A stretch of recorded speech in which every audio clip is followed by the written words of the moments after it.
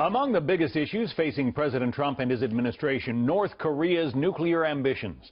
That rogue regime continues to conduct missile tests and threats to develop a nuclear warhead. One former Pentagon official says history may be repeating itself. This is a condition of severe structural stress. In the North Korean case in particular, we see ourselves creeping towards, I've written about this as a Cuban Missile Crisis in slow motion. That was Graham Allison, former Assistant Secretary of Defense and author of the new book, Destined for War: Can America and China Escape Thucydides' Trap? He joins me now. The progress that the North Koreans have made in terms of building a nuclear warhead is pretty frightening to you, and I guess it should be to all Americans. Absolutely it is, and it is to anybody that's really focused on the issue. If you want a pretty good snapshot of it, I think General Mattis's, Secretary of Defense Mattis's presentation on one of the Sunday shows got right to the point. Basically, North Korea has acquired nuclear weapons. North Korea has acquired and built missiles that can deliver those nuclear weapons against South Korea and against Japan. And North Korea is on a path in the months immediately ahead to have a missile that can deliver a nuclear warhead against San Francisco or Los Angeles. And that's just an ugly fact. Based on the title of your book, one has to wonder if there were some kind of preventive strike by the United States on the North, would China stay out of it? Well, we should try to remember what happened the last time we saw this movie, which was the first Korean War, and this could be the beginning of the second. I think most of the American intelligence community believes that if we strike North Korea, which of course we can do, to prevent it conducting missile tests that will give it the capability to hold San Francisco or Los Angeles hostage. So we can conduct that test and we can execute it. But if we do, what's North Korea going to do in response? And I think most people believe, and I believe, that they will respond by artillery shells on Seoul that will kill about 1 million people in the first 24 48 hours. Yeah. Well, then it may be over, or then next move to our side. Yeah. North Korea, even without nuclear weapons, is a frightening military power. North Korea is genuinely weird. I think most Americans simply can't believe, and it's hard for even me to believe, and I study it a lot.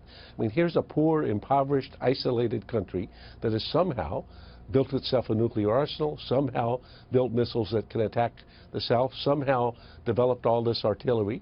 And it's a poor country. It makes no sense, but it's a fact, yeah. Well, you know, President Trump said early in his administration that if China is not going to help solve the North Korean problem, then the U.S. will. Could the U.S. do it without China's help? Well, yes, we can, at least prevent North Korea acquiring an ability to launch a nuclear weapon against the U.S. But we would have to do so, unless China is able to do something, by attacking North Korea. And as I say, most people, when they play through this game, see we attack North Korea attacks Seoul, we then attack all of the air, all of the missiles, all of the artillery that could kill more people in South Korea.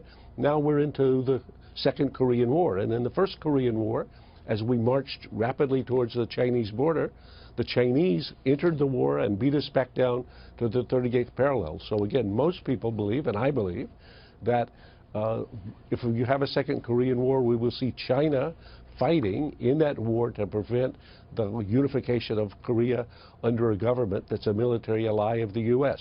So it's impossible, I mean, I think it's almost impossible to believe, but we're seeing a sequence of events like we saw in the Cuban Missile Crisis, in which a small action by our part for very legitimate reasons. I mean, who wants to imagine Kim Jong-il with nuclear weapons able to attack San Francisco or Los Angeles? Nobody. And President Trump has said, I'm telling you, this is not going to happen. And he tried to persuade Xi Jinping, you have to solve this problem, but if you don't, I will, and you're not going to like the way that I solve it. But if he does, by striking North Korea, there's a reasonable chance you see a sequence of events that nobody wants, but at the end of which you could even see China and the U.S.